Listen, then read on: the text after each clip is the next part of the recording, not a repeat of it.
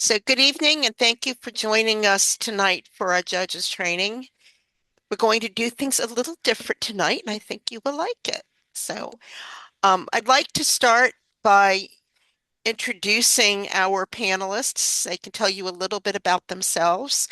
I'm Sue Wilson, and I'm one of our two chief judges, and I would like to introduce the others. Oscar, why don't you start?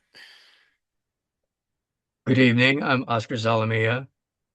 I am a past district governor of District 18, and I've been with Toastmasters since 1996. This is my 27th year with Toastmasters. Cool. I'm happy to be here tonight to share my knowledge about contest and judging a contest. Thank you. Shanaz, why don't you go next? Good evening, everyone. I am a member of Toastmasters. I've been a member since 2020, starting with Del Doc Toastmasters. I've recently joined two other groups. One is Carroll County and the other is Empowered. And I've held the offices of President, Treasurer, and currently am Secretary for Empowered. Thank you, Sue. Okay, thank you. I know I saw Craig a second ago. Are you on, Craig? Oh, there Um, you are. I was looking for your dog. Hi, my name is Craig Delphos. I'm a DTM. I've been in Toastmasters about 6 years and looking forward to helping with this training. Thanks. At this point, I'm going to share my screen.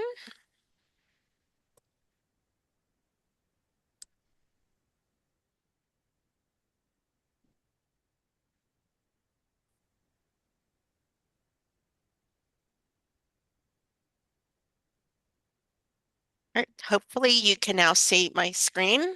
And we're going to start by just giving you an overview of what we're going to talk about. So we're going to start out by talking about the purposes of our speech contests and as judges, what sort of obligations we have and to whom. We're then going to talk about the kinds of judges that we have in a contest and both the eligibility criteria and the number of judges that we need. We're then going to move on and talk about the difference between judging and evaluating and some of the barriers that can get in the way of being objective as a judge. We'll then go over the two forms that a judge would use in ranking or scoring the participants in a contest for the two contests we'll be having this year, the International Speech Contest and the Table Topics. We're then going to move into kind of a little bit of a mock contest that we can use to illustrate some of the rules we're going to talk about, and then move into talking about things that can result in a protest and what the process would be. And then at the end, Oscar is going to talk some about the use of electronic balloting. So that's what we hope to accomplish. So the purpose of contests, there's a few.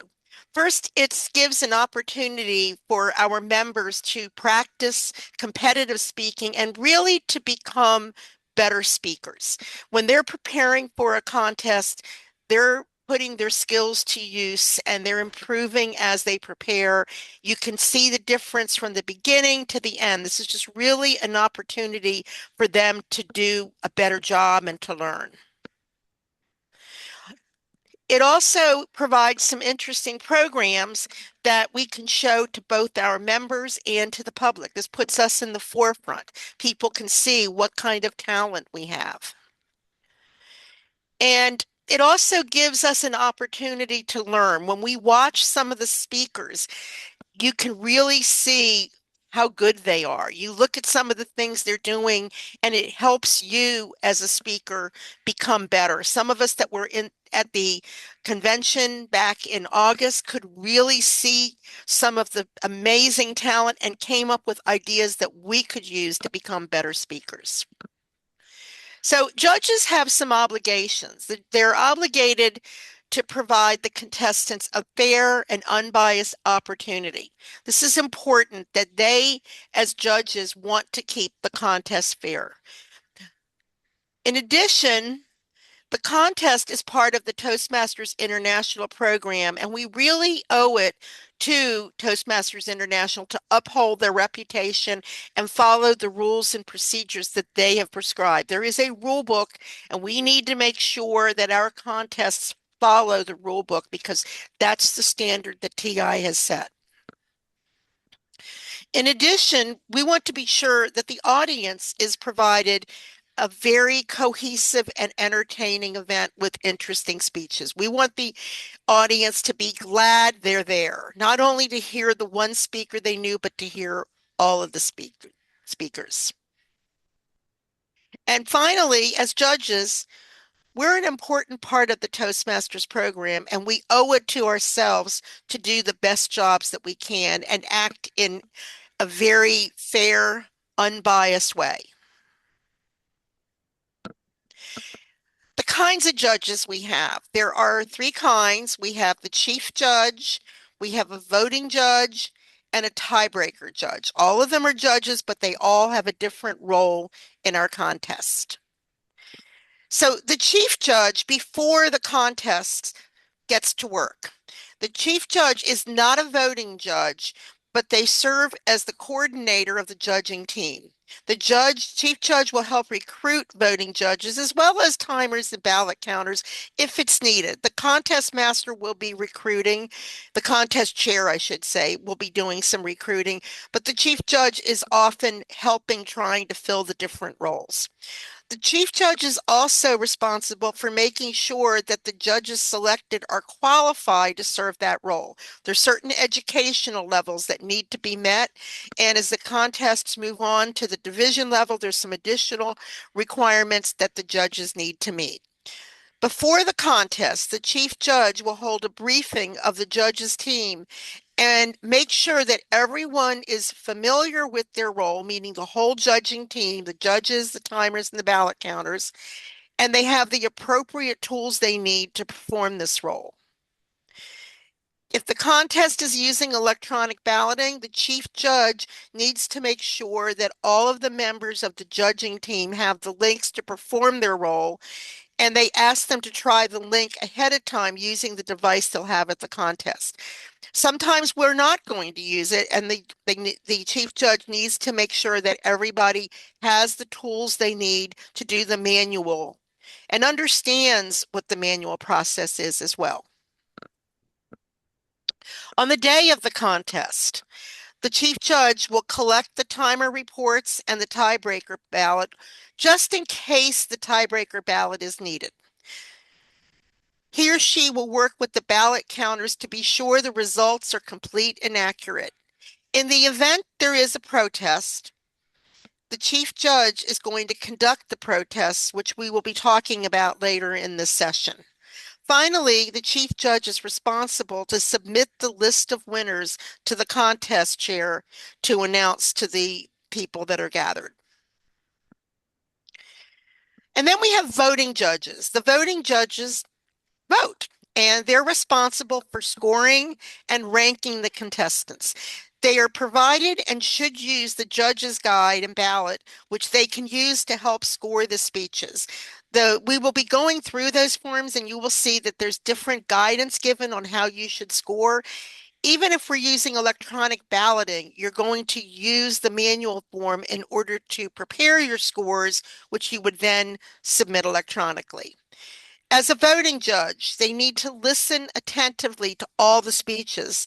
They need to select a seat that has a good view and avoid any distractions. During the speech, it is more important to listen, not to complete the ballot at that time. You might want to make a note or two of things you think are particularly important, but use the minute following the speech to actually complete the form. The important thing is to make a decision on first, second, and third place winners in the contest. The judge has to remain anonymous to the contestants and even to the audience. As a judge, You cannot share your observations on how the speakers did in comparison to others. No one is to know you're a judge, and you're not really to say why you chose who you did, because they're not supposed to know that you chose. But even if they do figure it out, you really can't share any of that information. We also need to have a tiebreaker judge, and the tiebreaker judge has the same responsibility as the other voting judges, but his or her vote will only be counted if there's a tie. So the tiebreakers judge, their ballot is different than the regular judges. Instead of choosing first, second, and third like the voting judges do, they rank all of the contestants. If there are 7 contestants, they will rank the contestants 1 through 7. And that's what allows us to break a tie. Like the voting judges, they need to remain anonymous to all but the chief judge. So the next question I mentioned earlier about the eligibility of judges, and that really depends on what contest you're in. So at a club contest, the judge has to be a paid member. It doesn't matter if they're a member of a different club. They don't have to be a member of the club at which the contest is being held. They just have to be a paid member of Toastmasters. At an area, division, or district contest, they have to have been a paid member for at least 6 months, and they have to have completed levels 1 and 2 of a path. It's not 2 paths, it's levels 1 and 2 of a path. That question came up while we were waiting to start the session. It is not 2 paths, it is levels 1 and 2 of a path. Or alternatively, 6 speech projects in the Competent Communicator Manual. Now, keep in mind that it isn't documented that you've done 6 speeches in the Competent Communicator. The only thing it would say in your profile is if you completed it, which is more than 6 speeches. So if you're going to be a judge and you haven't completed 2 levels, but you did complete 6 speech projects, you will need to show the chief judge what the 6 projects were, the dates they were given, what the speeches were, and we need to see that they were evaluated. So this has been a while, so not everybody has that information, but it is a possibility for somebody that hasn't completed levels in 1 and 2, but hopefully everybody has. So the next question is, how many judges and other roles do you need to have? So these are the required numbers of officials needed for each kind of contest. For the club contest, you need to have at least 5 judges. They don't all have to be from your club, and in all likelihood, you're going to need to get people from other clubs in order to get to your 5, and that's okay. For an area contest, the rule book would say that you need to have an equal number from each club or a minimum of 5 total judges. Now, it's a little risky to try to rely on getting a judge from each club because let's say you do, let's say you have 4 clubs in your area, so you get 1 from each club, and then in the last minute, one of them gets sick or otherwise has to cancel. Now you don't have 1 from each club and you don't have enough judges. So we generally would prefer to see the minimum of 5. But again, you might want to have a 6th one available to you in case one of the 5 can't make it. It isn't a requirement that your 5 be spread all in different clubs, but it doesn't harm the rules to do that. If you can get a mixture of clubs that are represented, it just makes it a little bit better of an appearance, but it is not required. So it just says either 1 from each club or a minimum of 5. You can't have more than 5, but you have to have at least 5. And then we've got the division contests. You need to have an equal number from each area or at least 7. So again, you might have 5 areas. You would need 1 from each of the 5, or you need to go to at least 7. I would say the same thing You might not want to rely on one from each area in case one of them cancels. And now, in order to have a contest, you need to have at least 7, and you'll be scrambling to get judges. So it's better to go with at least 7. And the cushion that I recommend is have at least 1 extra judge. Again, you can have more, it's at least 7. At the district contest, you need to have an equal number from each division or at least 7. Whoops, I went too far ahead. Sorry. Okay. We also need to have, again, the chief judge, the tiebreaker judge, which again is only known to the chief judge, and we need to have 2 ballot counters and 2 timers. So that's quite a crew to have for a contest, but this is what is required. So at this point, I'm going to turn it over to Craig, who is going to talk about a couple other topics relating to judging and evaluating and some other rules. So, Craig. Thanks. I didn't know I was doing a second part, which is probably on my part for not being prepared. Uh, Basically, when you're judging your contest, you want to make sure that what you're doing is selecting a winner. We aren't evaluating. I know Toastmasters always credits how important it is to evaluate in a club meeting, but at the contest itself, you are not going through the process of evaluating what they excelled at, what they challenged, what challenges they had, and what could challenge them to be better. Instead, you're actually looking at the criteria, and that's why it's important to have the ballot that Sue talked about earlier, and go step by step, giving points appropriately. In the Norma, did you have a question? Go ahead. My question is about the previous slide. The previous slide said for area contests to have at least 5, but Sue said to have 7 for that and division. So I just want to get clarity. Is it for area contests at least 5, like the slide said, or it's just 7 altogether? Sue? It's 5 for the area contest. Sue's rule is have at least 1 extra in Okay. case one of the 5 doesn't make it. For the Okay. division contests and for the district, you need at least 7. And again, a cushion of an extra judge is a good thing. Does Okay. that answer your question? Yes, thank you. So I'll see a Okay. minimum of 5, but I guess have a 6 just in case someone doesn't show. Yes. Looks Thank like we had you. a few more questions. Paz? Hello. Yeah, if you could go back to could you go back to your other slide, Sue, please? I'm doing it. Okay. Okay, thank you. So at the area contest, it's an equal number from each club in the area or 5. So most of our areas have 4 clubs. There's like 3 areas that have 5 clubs, but most of our areas have 4. So you could have 4 judges, 1 from each club, and Right. that would be adequate or the minimum amount to honor for that part of the contest rule book. And then for Right. the division contest, we have 6 divisions. So you would have 6 judges if you have 1 from each area. I mean, we have 6 divisions, but you have all the divisions except for 3 have, or 1 has 5 areas. So all of those divisions would have 1 from each area, would be 4 judges. So again, the important thing is on the day of the contest, make sure that you have that buffer that Sue talked about to make sure that you don't, and I've seen this happen where somebody canceled and all of a sudden the contest is thrown into disarray.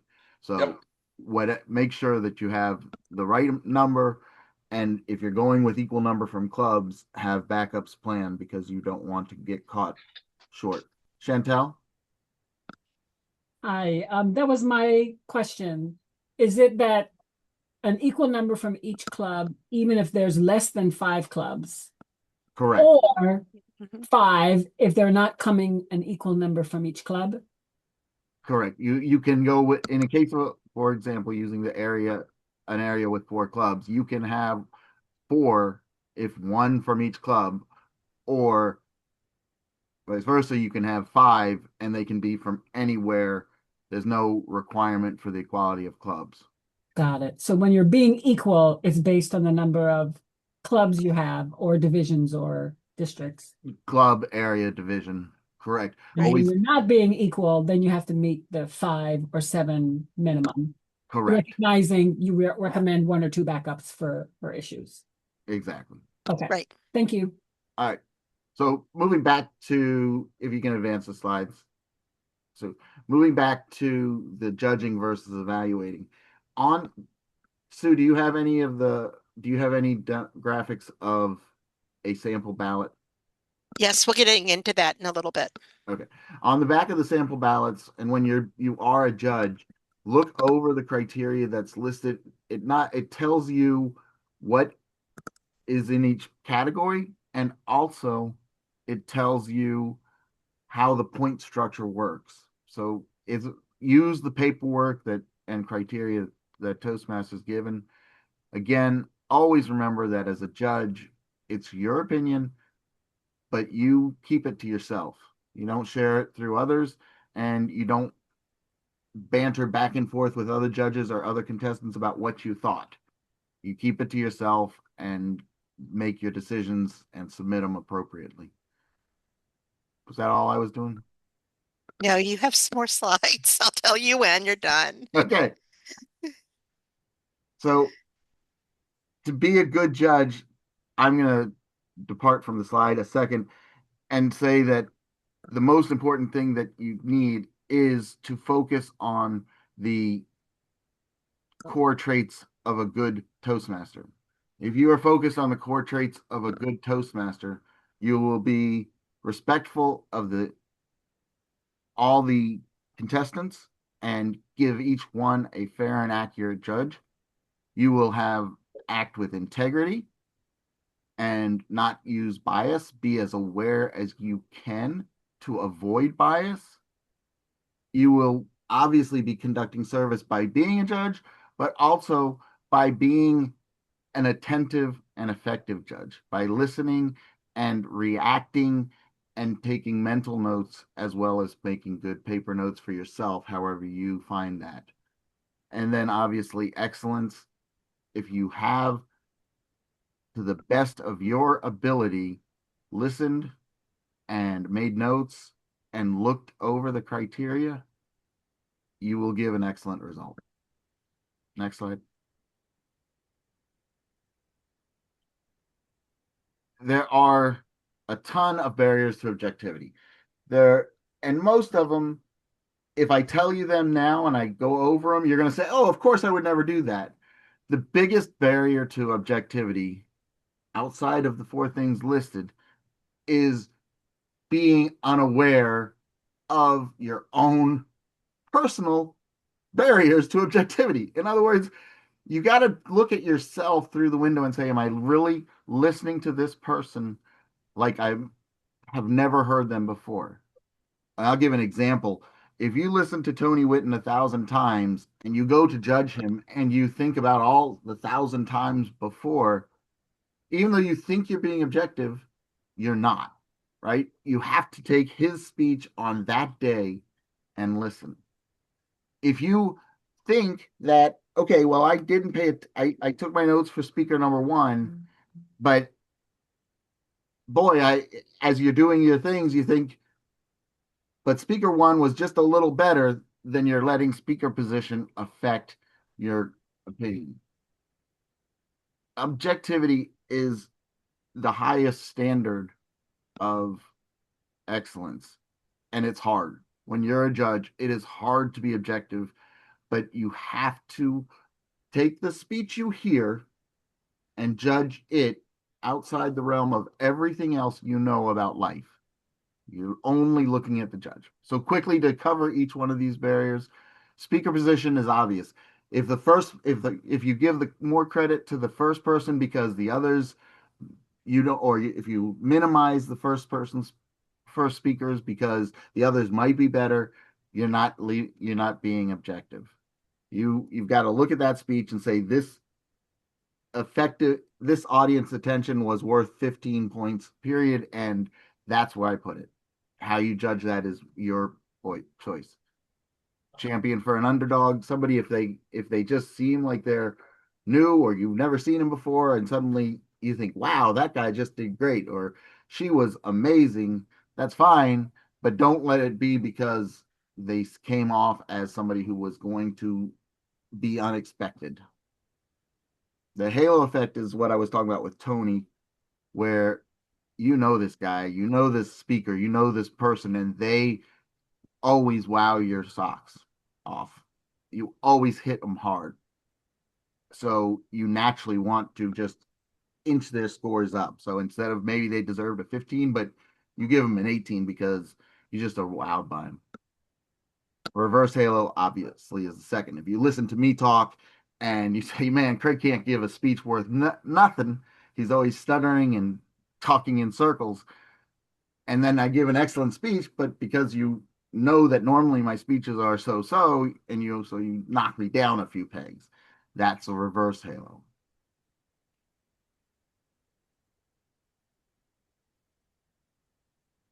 I'm not sure what second time around is, but basically don't if you've heard the speech multiple times, if you've heard it a third time, don't knock somebody because it's not as good as the last time, and don't give them credits because it was better. Just focus on the speech. I know that's the whole summation of barriers of objectivity is focus on the speech right now that you are listening to. Don't don't put any other barrier, don't put anything else, don't let anything else in. Um, Covering the slide again, not the norm. Somebody is just bizarre, but still got to give the credit for it. And if you listen to Oscar's bedroom speech and you've heard it 1,000 times, and you're suddenly like, what the heck? Because he switches it around, and now he's saying that he wants the side where he enjoys seeing the feet. Whatever, it's bizarre. You can't allow that. You can't allow those things in. Obviously, prejudices and personal opinions. I may dislike Sue to the nth degree. I don't, but I may, so I can't let that factor in when she's giving. Um, if I think Taz is too boisterous, I gotta back off on that and just let him be and give the credit that is due where it's due. Giving someone else a chance. Back to the Tony example, if he's won the past five contests and he never loses, so today you're not going to vote for him. If he deserves it, he deserves it. If he doesn't, he doesn't. Focus on the speech at hand. Next slide. Is this still me? Yeah, sure. Okay. But if you want, I can do it if you want. No, it's fine. Okay. I'm not sure where I'm stopping. So Okay, this is your last one for now. For now. There's a reason that contests have rule books because everybody has their urban legend of what a rule is. Some people say that the rule is you have to have judges only from your club because 10 years ago that was a rule. Don't look at 10 years ago. Don't listen to the norms. Read over the rule books if you're going to be a judge. Be prepared. Read over the rule book. Come to these trainings like you're doing today and know that these are the rules. And if somebody says, no, that's not the rules, but you know that it is, step up and say, let's talk about this. These are the rules. This is what I read. How come you're saying it's not? Because we want the reason that it's important is because you want all the contestants across the district to have the same opportunity and the same benefits of the rules. If anybody watches NFL and you get frustrated at the refs calling the game one way today and another way the other day, we don't want that in District 18. We want everybody to be on the same page. And that's why Sue is putting these trainings together. And that's why you're here today. Sue? Yep, thank you. All right, we're now going to go over some sample forms so that you can see what's the different criteria are. And for that, I'm going to have Shanaz take over. Thank you, Sue. This is what the judges' guide and ballot for the international speech contest looks like. It's broken into several categories, and these are suggested points you can give based on how you believe they did in each category. There are 3 major sections to the ballot. The first is the content, the second is the delivery, and the last is the language. Each of these is broken down into categories. On the back of the form, there is a description of what is important in each of the categories. Next slide. Okay, the judge's guide. So you do not want to complete the scoring while the person is speaking. It's better to wait for the minute of silence to do that. However, during the speech, you might want to jot down a few notes that will help you when you do score the contestant. Each section has a point value, and the form provides you guidance on how you might score the speaker based on certain categories, since it could help you when you score the speech. As you listen, you might want to put plus and minus signs in each of the categories as well. Next slide. As mentioned earlier, there are 3 categories in the form and suggested ranges for scoring.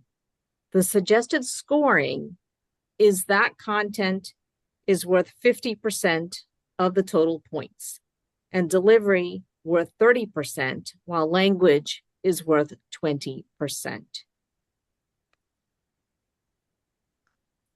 Content is then broken into 3 categories, which include development, effectiveness, and value. For the development of the speech, you're looking at how the speech was structured. Was there an opening, a body, and a clear conclusion? Did the speaker grab the attention of the audience at the beginning and then keep them engaged? How did the speech flow? Was it smooth with good transitions? Was the audience able to follow it? For effectiveness, you should address how the speech came across. Was the message heard? Did the audience respond to what the speaker was saying? For speech value, you're really looking at what was said. Was the message meaningful? Did you feel that the speaker said something of value? The next category is the delivery of the speech. First, you'll look at the components of the physical delivery of the speech. Although there's no dress code for the contest, the speaker should dress appropriately for the speech. If it's about football, wearing a football uniform or jersey would be appropriate, but not necessarily appropriate if the person is talking about a work issue. Did the person use the stage and not go outside of the speaking area? Did they use gestures that supported the speech? You'll also look at the way they sounded. Did they speak loud enough to be heard? And did they use vocal variety appropriately? Finally, you will look at the manner in which the speech was delivered. Did they sound enthusiastic and poised? And did they seem comfortable speaking? The last section deals with the language used in the speech. Did the speaker use the most appropriate words in the speech? Did they use the words that conveyed the message? For instance, did their words convey an image to the listener? And did the words properly convey the message? The last category looks at the grammar that was used. This is not really what's about what was said, but how it was said. Did you notice any grammatical errors or misuse of words? Although there's not an ah counter, did you notice significant filler words?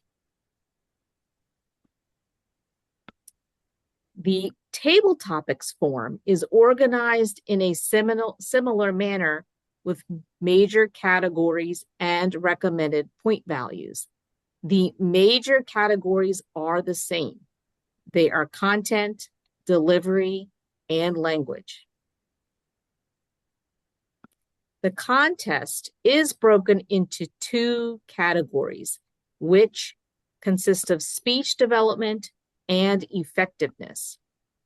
For speech development, you're looking at the organization of the response. Was there an opening, a body, and a clear conclusion? How did the speech flow? Was it a natural progression? And were any transitions done well? For effectiveness, did it convey a message? And did it respond to the question asked? How did the audience respond?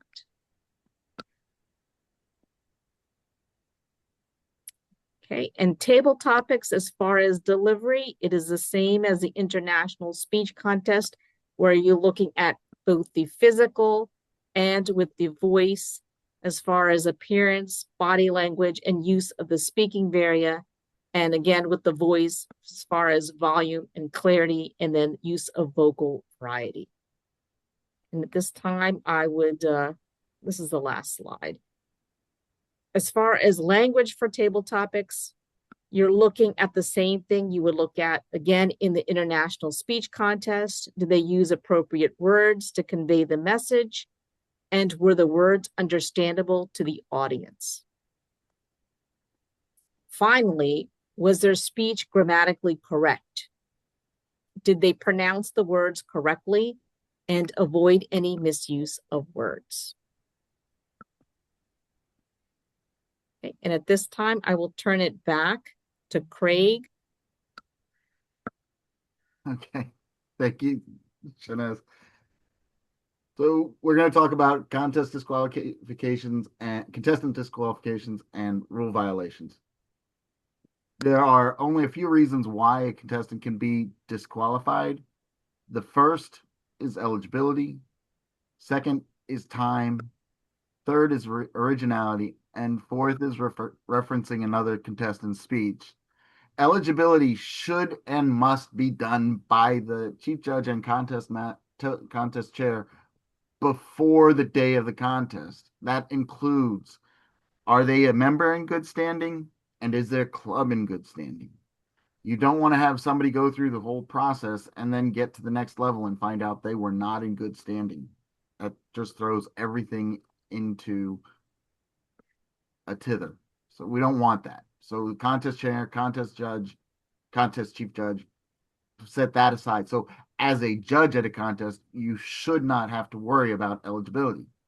If you know someone is not in good standing and is acting is a contestant, then you need to pass that up as a protest to the contest chair and contest chief judge. But you should not, that should not be something that comes before you. Judges do not look at time as a disqualifying event. In fact, you are in the rules told not to pay attention to the time.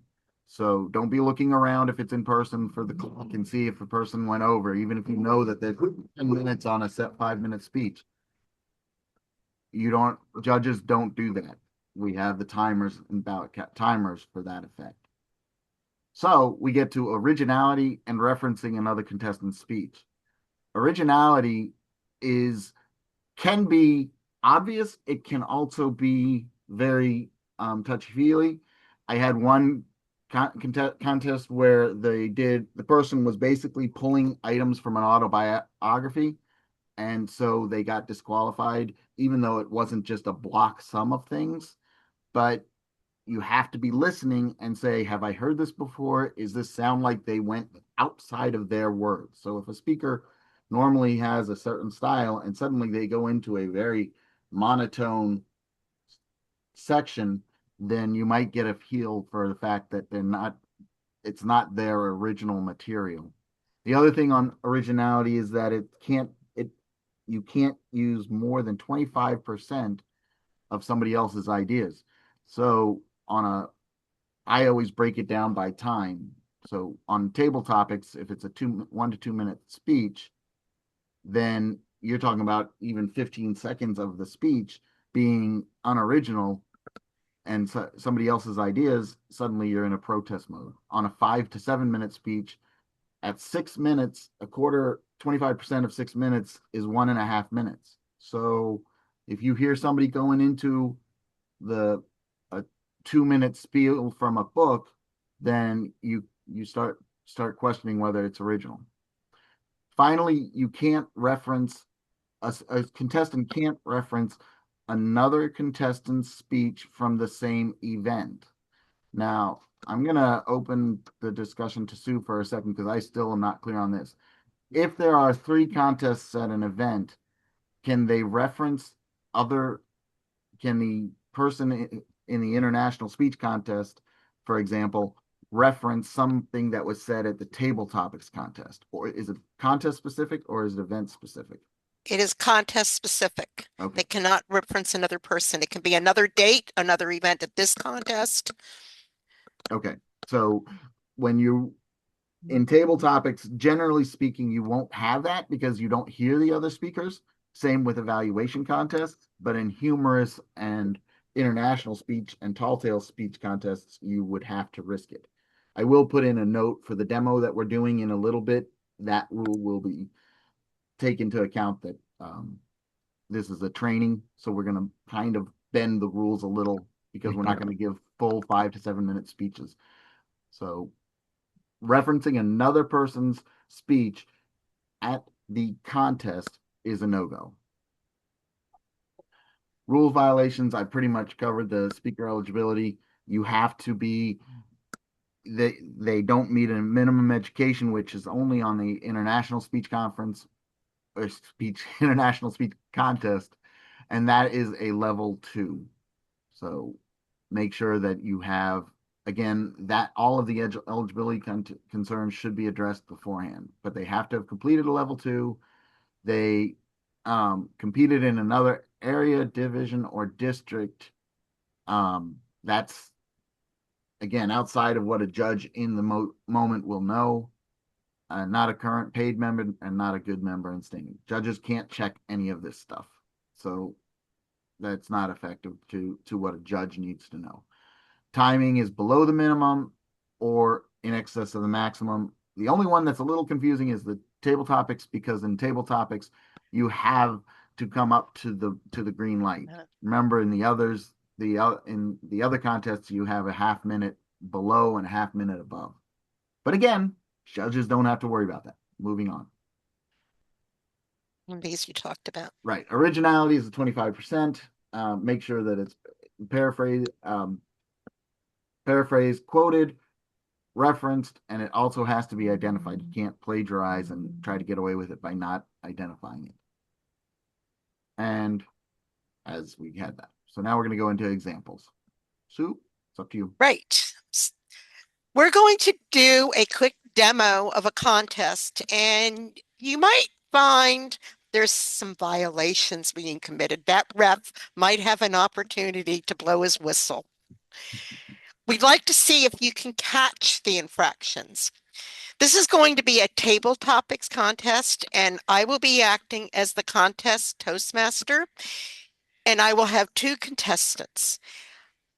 At this point, we're going to start the contest, and will introduce the first and then the second, and we will take not a minute of silence, but about 30 seconds of silence between.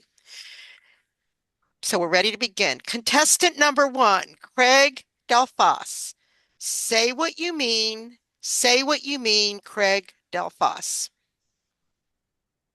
Thank you, contest chair, contest Toastmaster, and my esteemed judges for hearing me talk about saying what you mean, meaning what you say.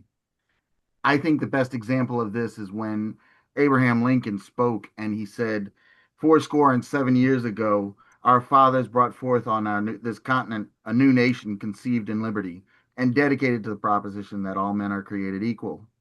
Now we are engaged in a great civil strife, testing whether that nation or any nation so made up can succeed.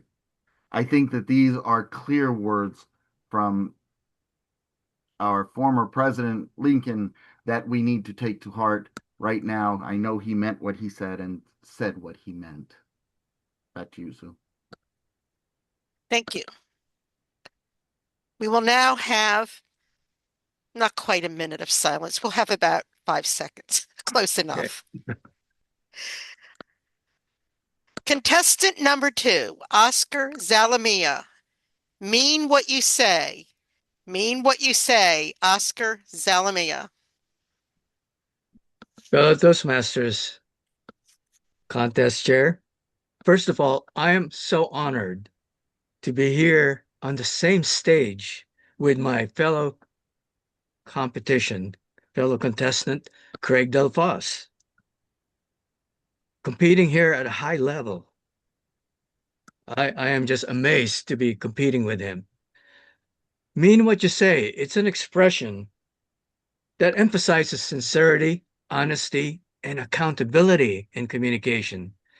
It implies that you should only say things that you genuinely intend to do or believe in, and be prepared to follow through on your words, as my fellow contestant would say. It implies sincerity, follow through, and building trust. Essentially, it's a call to walk the talk and ensures alignment between your words and your actions. Madam Contest Chair. Thank you. At this point, we would like to hear from anybody that would like to talk about it, what sort of things they observed in the contest. And Oscar, I think you're going to lead us in this part. Yes, I will be covering protest. Did anybody catch the infractions that were committed during the demonstration? Norma has her hand. Norma raised her hand first. Norma? Okay, I see two hands. Go ahead, Norma. I would say Craig, he quoted for more than 15 seconds. That was his whole table topics from about Abraham Lincoln. Um, as I believe the table topics master switched up the question a little bit, said it differently for the second person. And when you were giving your table topics, you referenced um, Craig as well when you were talking. Wow, you're good. You caught them all. Did anybody else notice those infractions? All right. We have Okay, a couple more people. We got a couple of hands. Chantel? Would an infraction have been the esteemed judges? Is that like buttering up the judges? I don't think that's a violation. You Maybe bad judgment, but not a maybe bad, violation. yes. Okay. Yeah. It's not like bribing the judges, but I don't think it's an infraction to butter up the judges. I think Anne Marie had her hand up too. Yeah, Anne Marie, go ahead. Well, Norma said most of the stuff that I was going to say because the contest master switched the question, so the meanings can be differently. But she also mentioned, and I want to make sure that I get this, that you mentioned Craig in your speech, but Right. in a table topic, you wouldn't hear what Craig said, but you That's could correct. still mention his name because you know that he was a contestant before you. You don't know what he said, but mentioning his name wouldn't be a violation. It would. His name? Any reference to a member, a contestant. Okay. So that's where I want to get clarification Yeah, because it's not you just a mentioned speech, what but he says, if you mention what he said, but if you mention his name, then that also would be considered a violation. Yes. Just mentioning his name or your contestants, your fellow contestants, is a violation. Okay. And although Oscar wouldn't have heard what Craig said, because he wouldn't have been in the room, he would have known that Craig was one of the Right, the contestants. contestants. Yeah. Yeah. Okay. All right. Taz had his hand up too. Yes, Hey, Taz. hello. The only thing I noticed is I think they were both under time. So I didn't see a green light on any of them. So they would have been disqualified But for time. judges don't watch for that, Taz. Come on now. I know that. It was I'm just a demo. it's just an observation that if you happen to be a timer, I know this is judges training, but if you happen to be a timer, then that's something that you have to, Yeah, you're right. But Yeah. it's a We good were catch. under timed. It's a good catch because again, I think it emphasizes that it's something that you as a judge might actually, when you're grading, you you might actually think, I didn't see the green. It might have impact how you judge because you say that they could have had better content. But in fact, I think that's a great training point, Taz, because in fact, as a judge, you actually have to not count that and you right. can't let it sway how you vote, even though because maybe there was some other lighting thing. You can't, back to the barriers of objectivity, you can't let where the time falls. Like if you feel like the speech went over or was under, you still have to vote on it as if it was a perfectly timed 6.25 minute speech. Yeah. No, you're absolutely right as far as judging goes. But some of us here may be called on to be, a tie-breaking judge or a timer or a ballot count. I mean, just because we went to judges training doesn't mean we're only going to ever be judges. Right. It's Correct. just something that I noticed. Yep. I agree. Okay. All right. Oscar, you want to go on to the next part? Unless there's any Yes. other questions or comments. No more? No other questions? Let's continue. I guess you want slides. I want Okay. slides. All right. Who can disqualify a contestant? The contest chair can disqualify a contestant due to eligibility requirement not being met. It's generally done before the contest starts, and it behooves the contest chair to check the eligibility of the contestant prior to the contest.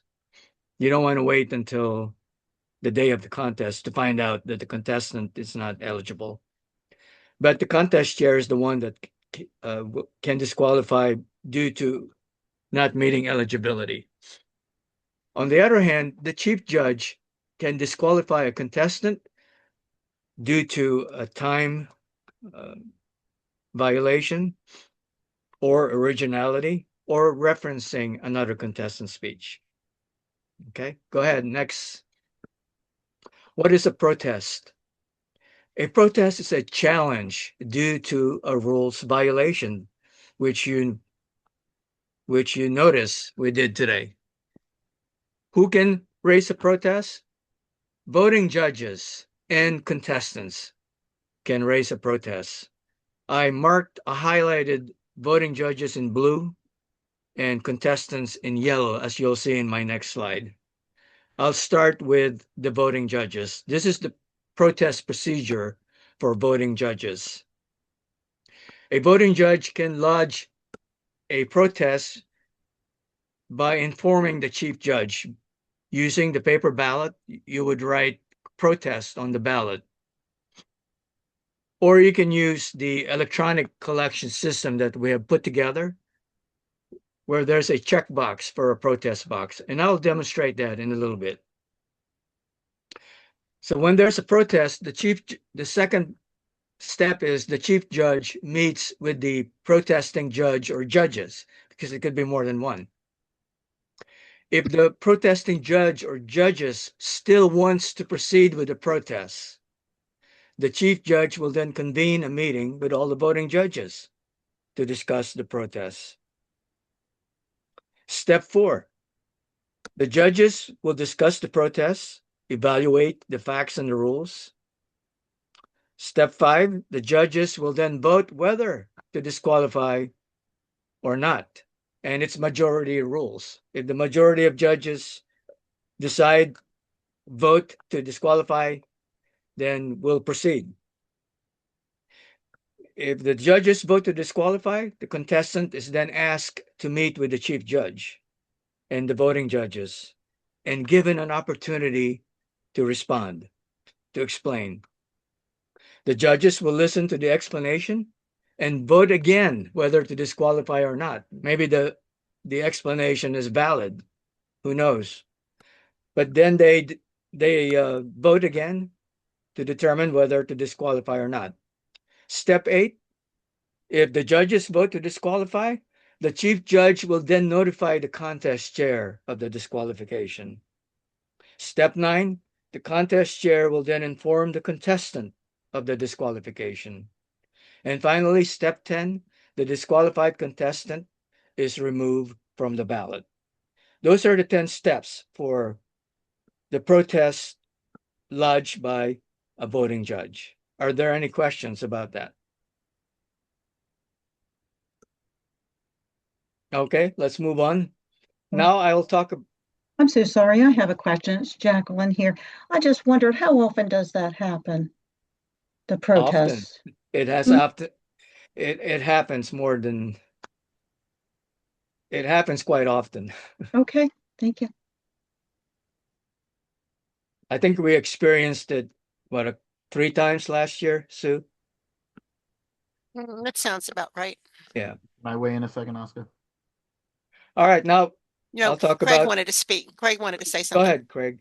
Just real quick, to answer that question, the thing is, it can happen at any contest, and you really don't know when it's going to happen. Every time I've seen it happen has been kind of a shock. So even though it may not happen very often, it it can happen anytime. So Thank you.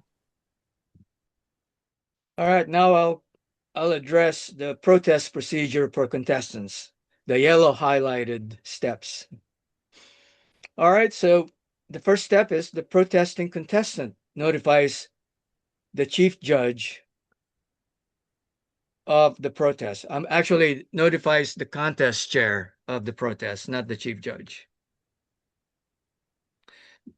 The next step is the chief judge meets with the protesting contestant. Step 3, if the protesting contestant still wants to proceed with the protest, the chief judge convenes a meeting with all the voting judges to discuss the protest.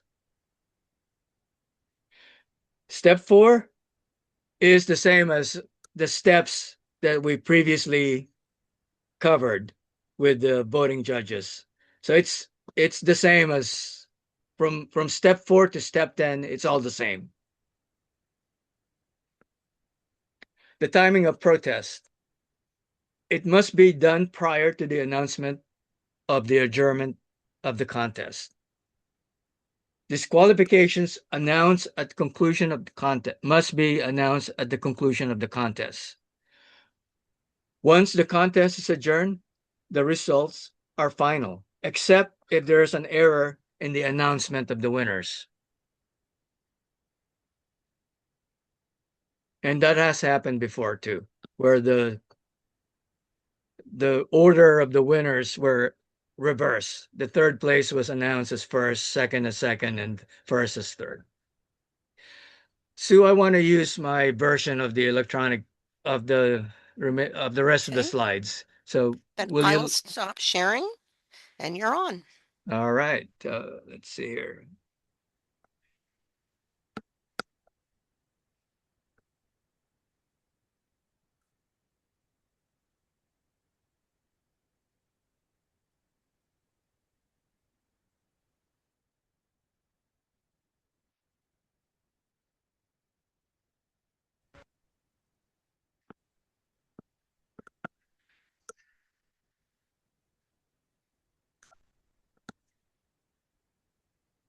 Oops. I just lost it. 1 second.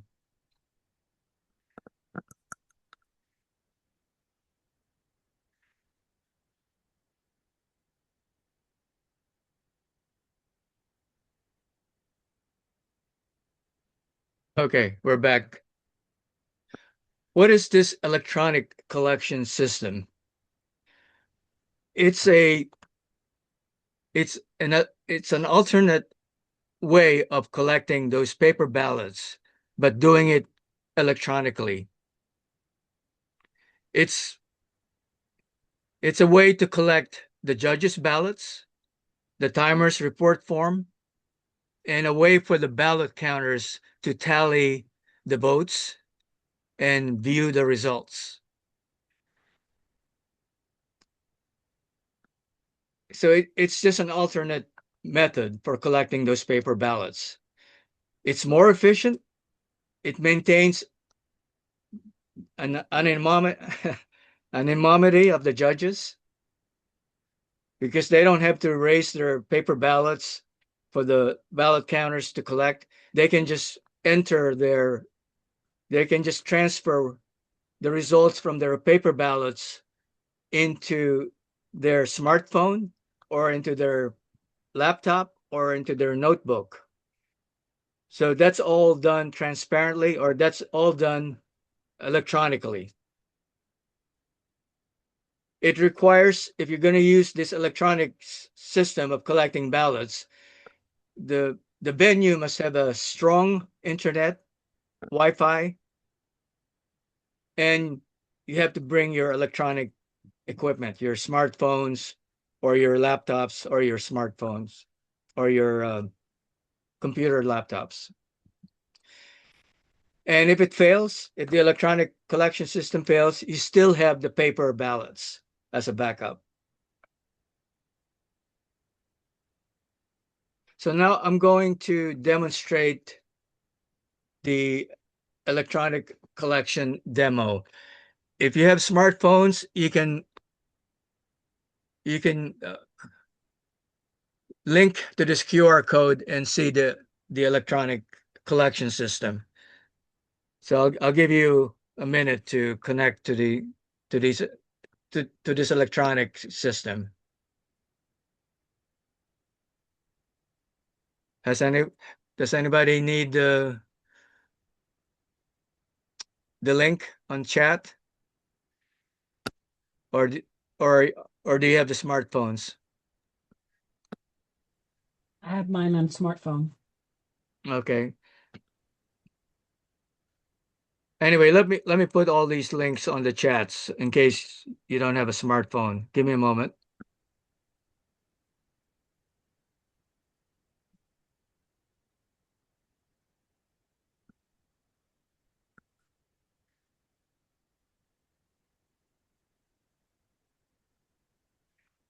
Okay, on your chat box,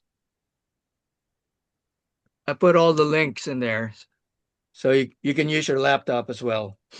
There's there's the electronic collection system and the judges training slides that you can also download. All right,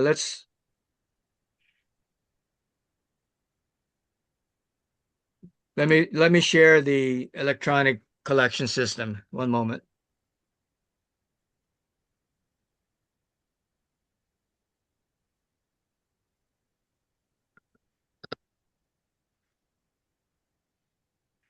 All right. If you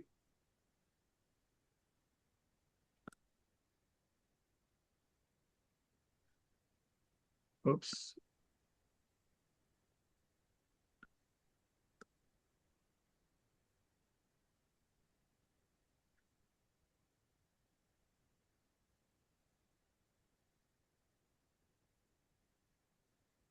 All right. Can everyone see the electronic ballot demo on your screen?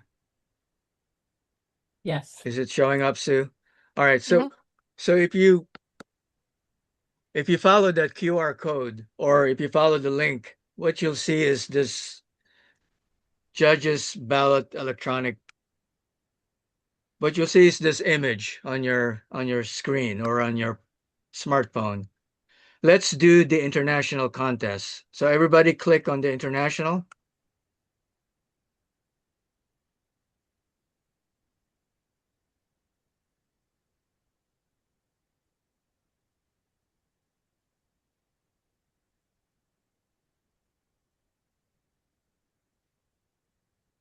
All right, what you'll see is the international contest ballot. This is just a facsimile of the paper ballot.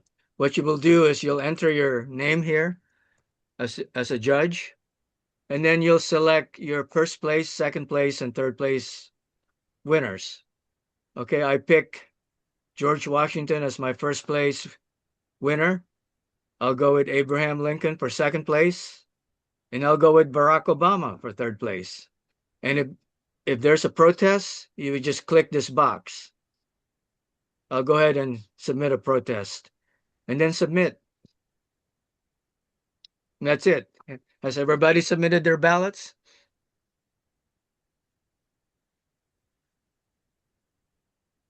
All right, let's go to the results. I haven't submitted mine yet. Okay, let's wait. Let's wait for everyone to submit their ballots.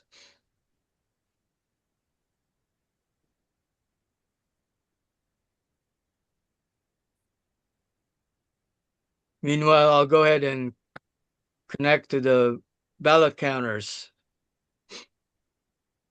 results.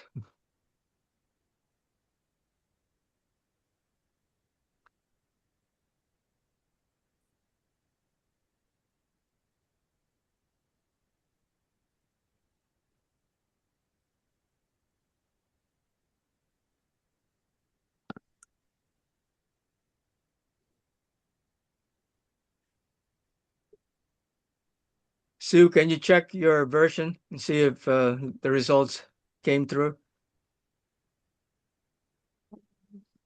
Hang on.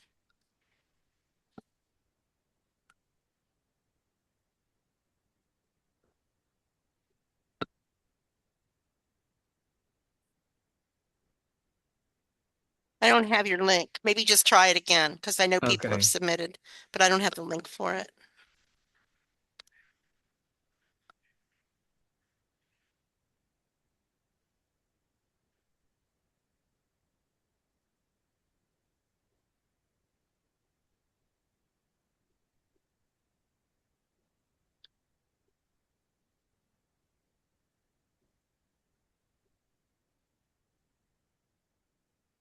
Yeah, it didn't come through. But anyway, what happens is the results are posted here in the ballot counters results. The judge's name will appear on this blue box with their first, second, and third place selections. And if there's a protest, it would appear right here on this box. And then the results or the votes are tallied up here with the judge's name on the left and their selections here. First place will get 3 points, second place will get 2 points, and third place will get 1 point. They all get added up at the bottom here. And this is exactly what the ballot counter form would be doing if you did it manually. The same thing. It's just much And quicker. down here where the green area is, the timers report will appear with the timing for each contestant down here. Why it didn't post, I don't know. Maybe there's a glitch in tonight's.